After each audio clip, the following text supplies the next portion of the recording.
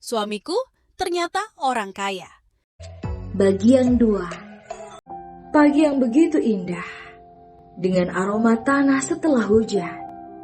Dan sejuknya udara pagi, membangunkan Kinara yang sedikit menggigil akibat kipas angin yang masih menyala.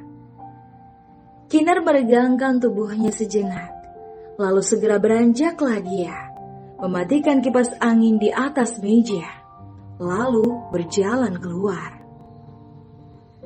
Pintu kamar itu terbuka. Hal yang pertama ia lihat adalah Mas Tara, pria yang masih tertidur di atas sofa usangnya. Apa yang ia lihat pagi ini seolah menandakan bahwa yang terjadi tadi malam bukanlah mimpi. Dia memang sudah memiliki suami. Iya, suami yang tampan, seperti sebuah musibah bercampur rezeki. Siapa disangka pria itu menepati janjinya. Dia sama sekali tak menginjakan kakinya masuk ke dalam kamar Kinar, walaupun mereka sudah sah. Namun entahlah, ada sedikit hati yang merasakan sedih, menganggap bahwa hati pria itu memang sama sekali tak menaruh kepadanya. Sabar ya Kinara, cinta itu tidak datang dengan cepat, termasuk dirimu yang belum ada getaran sama sekali kan? Karena kalian masih sekedar saling kagum karena tampang masing-masing. Kinar membenahi selimut Leonard atau Mas Tara yang ia kenal, karena sedikit terbuang dari tubuhnya, menyelimuti lagi hingga sebatas leher pria tersebut. Bergerak sedikit tubuh Leon membuat Kinara tersenyum. Manis sekali pria ini jika tengah tidur. Gadis itu kembali beranjak dari posisi setengah membungkuknya tadi, lalu berjalan ke ruangan belakang, guna membasuh tubuhnya. Sudah hal biasa Kinara akan berbelanja pagi lebih dulu untuk masak hidangan sarapannya sendiri, atau hanya sebatas membeli sarapan yang sudah matang. Namun karena kali ini dia sudah memiliki suami, sudah pasti dia akan memasak makanan yang lebih spesial untuk Mas Tara. Makanan apa ya kiranya? Sepanjang jalan dia terus berpikir dengan semangat, hingga tak sadar bahwa dirinya tengah banyak yang mengamati. Halo, pengantin baru, pengantin mesum. Seorang wanita yang tengah berdiri sembari melipat kedua tangannya di depan dada berseru. Kinara menghela nafas malas mendengar suara wanita yang paling ia hindari. Gadis itu memutuskan untuk melanjutkan langkahnya. Hei, sombongnya, yang sudah punya suami. Semalam puas dong ya, ketahuan mesum, langsung dinikahi. Lanjut rondenya dong. Kinara menoleh, lalu melebarkan senyum keterpaksaan. Kok tahu sih, aku habis main beronda dengan suamiku? Ya ampun, kau mengintip ya Monik? Monik menarik senyumnya. Cih, sudi sekali aku mengintip pasangan mesum sepertimu. Oh, habis, kau sepertinya paham sekali sih. Kau tahu tidak? Suamiku itu sangat baik hati, tampan pula. Aku yakin saat kau melihatnya pasti akan langsung pingsan nanti.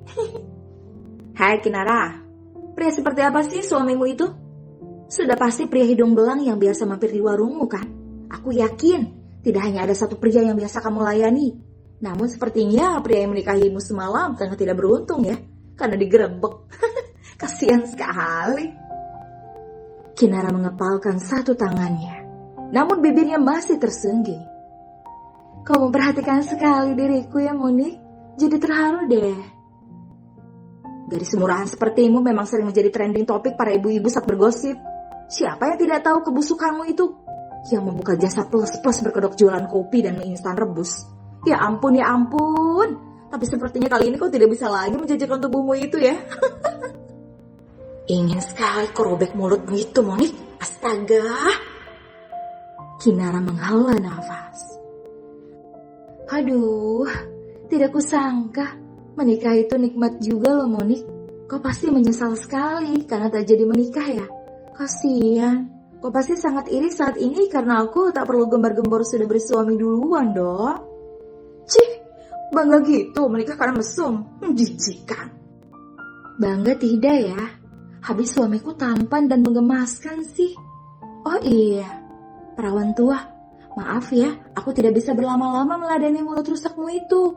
Sudah kangen suami soalnya. Dan lagi suamiku tersayang pasti sudah lapar. Dah. Langsung saja Kinar kabur.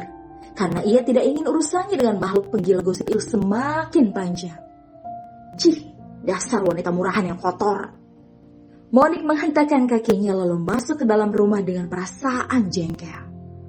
Iya, Monik masih ada sedikit hubungan saudara dengannya. Karena ibunya masih satu kerabat dengan mendiang ayah Kinar. Namun semenjak ayahnya wafat, keluarganya seolah menjauh. Bahkan seperti takut didekati Kinara yang beranggapan gadis yatim piatu itu akan menyusahkan keluarga mereka. Kinara sendiri sudah ditinggal ibunya saat dirinya masih berusia 2 tahun karena sakit. Lalu sang ayah menyusul saat dirinya duduk di bangku sekolah menengah atas. Kinara berjualan kopi itu juga menggantikan mendiang ayahnya yang memang dulunya seorang pedagang kopi di warung milik mereka. Memang benar, selama ini pandangan buruk mengenai dirinya memang sudah menjadi hal biasa. Wajarlah, penikmat kopi rata-rata adalah pria proyek. Namun Kinara tak merasa pria-pria pelanggan warungnya itu mengganggu selama ini. Malah justru mereka asik dengan canda tawanya yang masih masuk batas wajar kesopanan mereka. Namun ya namanya juga hidup bukan? Seperti apapun sucinya kita dalam berkelakuan, akan banyak orang-orang di sekitar yang akan tetap menabur noda agar kita terlihat cacat. Dan akhirnya menjadi santapan hujatan untuk mereka yang haus akan gosip. Selesai berbelanja, kini Kinara sudah sampai di rumah. Pria itu tidak ada lagi di atas sofa. Kinara berjalan masuk memburu setiap ruangan mencari sosok Bastara. Dihampirinya sebuah bilik kamar mandi dan mengetuknya pelan. Namun pintu itu malah justru terbuka. Dia tidak ada. Bastara? Dia berusaha mencari suaminya hingga berjalan dengan cepat kembali ke ruangan depan. Langkahnya terhenti saat mendapati sosok Bastara sudah berdiri di depan pintu sembari tersenyum ramah. Bastara dari mana? Aku pikir Bastara sudah... Aku tidak kemana-mana, Kinar. Hanya keluar mengambil ponsel yang tertinggal di mobil. Jawabnya. Sekilas Kinar mengembuskan nafas merasa lega. Kau sendiri dari mana? Mas mencarimu loh. Aku habis belanja dan baru mau masak. Bastara tersenyum, dia mengusap kepalanya. Aku ingin sekali makan masakanmu, Kinar. Namun aku harus pergi sekarang juga. Pergi? Pergi kemana? Maksudnya cari orderan. Garuk-garuk kepalanya yang tak gatal. Apa tidak bisa ya, Mas menunggu dulu? Inginnya begitu, Kinara. Tapi aku harus kembali dulu ke room. Maksudku kontrakan tempatku tinggal, mengganti pakaian lalu berangkat. Sedikit murung Kinara, karena pria di hadapannya itu harus buru-buru akan pergi. Ada sedikit ketakutan jika pria yang sudah menjadi suaminya itu tak akan kembali ke rumahnya. Bastara mengamati wajahnya yang murung itu, sehingga membuatnya sedikit tak tega. Kinar, aku harus mencari nafkah. Maaf ya, kau tidak apa-apa kan? Mendengar kata nafkah membuat Kinara merasa sedikit tersentuh. Mas bersedia menafkahiku? Sudah pastilah. Oh iya, sebentar ya. Leon membuka dompet yang ia pegang. Yang seketika itu pula membuat matanya membulat. Sial, aku tidak punya cash. Di dalam dompetnya hanya ada uang 35.000. Sisa kembalian pizza yang ia beli kemarin. Leon mengangkatnya tinggi-tinggi dengan mata yang masih melebar. Kinara yang mengamati ekspresi mastaranya sedikit terkekeh. Kinar, maaf ya. Nanti aku transfer saja, bagaimana? Mas ini bicara apa sih? Aku masih ada uang kok. Tidak usah merasa bingung seperti itu. Tidak. Aku harus menyerahkan uang ini padamu. Maaf sekali ya. Nanti akan ku transfer kok. Pasti akan ku transfer. Ia menyerahkan uang 35.000 itu pada Kinar.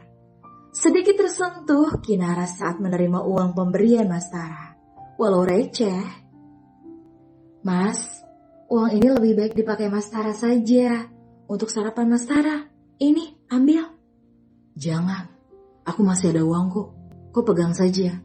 Maaf sekali Kinara, aku janji aku akan mentransfernya nanti. Kasih tahu nomor rekeningmu ya.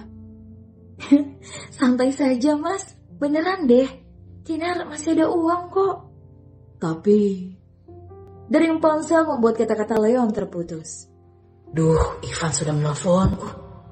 Maaf sekali Kinar, aku benar-benar harus berangkat pagi. Nanti aku pulang ke sini kok. Ya, aku jalan dulu. Pria itu berpamitan pada Kinar dengan sedikit terburu-buru. Bahkan tangan Kinar yang hendak meraih tangan Mas Tara pun terabaikan, sehingga membuat dirinya sedikit sedih. Dia menghela nafas sembari terus mengamati pria berbahu lebar itu yang tengah pergi menjauh. Pria itu masih menggunakan pakaian milik mendiang ayahnya. Celana besar sebatas lutut dan kaos oblong yang sedikit kecil, karena terlihat sekali sangat pas melekat di tubuh Leonard. Dan dari sana, ia baru menyadari gundukan otot di lengannya sedikit terlihat. Gagahnya kok Mas Tara. Dia kembali menoleh ke arah uang di tangannya dan tersenyum sejenak. Nafkah pertamaku dari Mas Tara. Merasa senang dengan uang receh itu, Kinara berjalan masuk lalu menutup pintu rumahnya. Dan seterusnya, ia kembali beraktivitas seperti biasa, dengan semangat yang berbeda pastinya. Di sebuah rumah besar, mobil berjenis Avanza masuk ke pelataran yang sangat luas. Ivan yang dengan sigapnya membukakan pintu tuan mudanya. Astaga tuan, baju siapa yang Anda pakai? Tidak usah bertanya, cerita panjang. Aku harus bergegas mengganti pakaianku. Tutur pria itu sembari melangkahkan kaki jenjangnya, dengan diikuti Parudi sang kepala pelayan di rumah besar miliknya. Beberapa pelayan yang dilewatinya pun langsung membungkuk memberi hormat kepada sang presiden direktur Leonard Dewantara. Pria itu masih fokus berjalan menyusuri anak tangga berlapis karpet merah di atasnya. Sampai di lantai teratas, dua orang pelayan membukakan dua daun pintu yang tinggi menjulang tepat sebelum Leon mendekati pintu masuk ruang kamar. Kau sudah menyiapkan berkasku, Ivan? Tanya Leon yang kini sudah berdiri di depan cermin besar, dengan Parudi yang sudah siap membantu menyiapkan atribut kantor tuannya. Sudah tuan. Bagus. Jadwal kita kemana saja? Ada dua perusahaan yang ingin mengatur pertemuan dengan Anda terkait penawaran kerjasama proyek mega bangunan yang akan mereka bangun. Leonard mendengarkan. Setelahnya Anda harus berkunjung mengikuti peresmian di gedung apartemen dan kawasan yang baru saja selesai dibangun tuan. Leonard tersenyum. Ia senang karena proyek rampung dengan tepat waktu. Dan di malam harinya, cukup. Malam ini aku ingin kau kosongkan jadwal. Bagaimana maksudnya tuan? Aku ingin pulang kurang dari jam 7 malam. Kau mengerti kan? Tapi tuan, pertemuan kolega malam ini sangat penting. Seperti apa? Karena beberapa petinggi perusahaan akan hadir. Anda sebagai pria yang dianggap raja dari segala bisnis akan sangat berpengaruh untuk acara itu. Baiklah. Tapi bisakah kau pastikan sebelum pukul 9 malam aku harus sudah pulang? Itu bisa tidak? Akan saya usahakan tuan. Leon tersenyum. Bagus, ayo kita berangkat dan rampungkan pekerjaan hari ini. Pria itu berjalan keluar dengan semangat. Ivan sempatkan untuk melirik Parudi yang tengah mengangkat kedua bahunya, pertanda ia tak mengerti. Ivan pun segera melangkahkan kaki menyusul tuan mudanya, yang merasa kebingungan karena tingkah anehnya setelah semalam tidak pulang. Ingin dia bertanya pada tuannya, namun rasa segan membuatnya urung untuk membuka suara. Ivan memilih untuk diam saja dan fokus menyetir. Tugas hari ini untuk Kinara adalah membersihkan kamar yang akan digunakan Mas Tara. Semangat sekali terlihat jelas di wajahnya. Senyum terus saja tersungging tipis di bibirnya yang manis dan berwarna pink alami. Digantinya kain spray dengan yang baru, memberinya wewangian agar kamar itu terasa nyaman. Entah, gadis itu memang belum berdebar saat di dekat Mas Tara. Namun, rasa senang karena sikap halus Mas Tara telah membuat Kirana seperti turut bahagia dengan musibah ini. Atau tidak, mungkin lebih ke keberuntungan. Menunda sebentar pekerjaannya yang lain, dia lebih betah memandangi kamar yang akan digunakan suami dadakannya. Seseorang menggedor-gedor pintu rumahnya, membuat Kinar sedikit terperanjat kaget. Mendengus malas, ia berjalan keluar. Sudah paham sih sepertinya dengan orang yang datang itu. Benar saja, Bang Gani, kakak kandung dari Monik atau kakak sepupu dari Kinar juga. Ngapain kesini? Ngapain? Disuruh nagih uang sewa lah. Bicara sembari menyandar namun dengan tatapan jijik. Iya, uang sewa. Karena Kinar menempati rumah ayahnya yang sudah tidak ada. Tapi malah dikomersilkan oleh sang bibi karena kata beliau, tanah itu masih milik keluarga dari kakek yang sudah otomatis masih ada hak bibi juga di sana. Dan Kinara harus membayar uang sewanya setiap bulan. Heran kan? Kinara pun sama. Entah dendam apa bibi pada keluarga Kinar. Tepatnya pada ibu kandung Kinar sih. Hingga ketidaksukaannya itu mendarah daging. Kinar mengeluarkan beberapa lembar uang ratusan ribu. Dasar pemerasan. Rutuknya sembari menyerahkan uang itu kepada Bang Gani. Matanya yang hijau itu langsung berbinar. Kinara mengambil foto wajah jelek dan menyebalkan di hadapannya itu. Hei, siapa yang menyuruhmu memotoku, dasar jalang? Aku tahu kau licik ya. Aku tidak mau bayar double hanya karena uang sewa itu kau selewengkan. Kinara mengangkat ponselnya. Lihat, muka babi ngepet ini jelek sekali ya. Sialan, kau bilang apa tadi, ha? Babi ngepet. Tidak tahu diri ya. Kau tahu tidak, aku itu akan bekerja di perusahaan besar. Seharusnya kau itu menghormatiku. Karena punya kakak sepupu calon manajer di perusahaan Dewantara Group. Iya, manajer. Tukang bersih-bersih maksudnya. Kurang ajar sekali kau. Tutup mulutmu itu dan jualan kopi saja sana. Kumpulkan uang buat bayar sewa. Jangan jual diri. Dasar rendahan. Biar rendah, yang penting aku laku. Tidak seperti dirimu. Kentung, hitam legam, jelek, hidup lagi. Bersambung.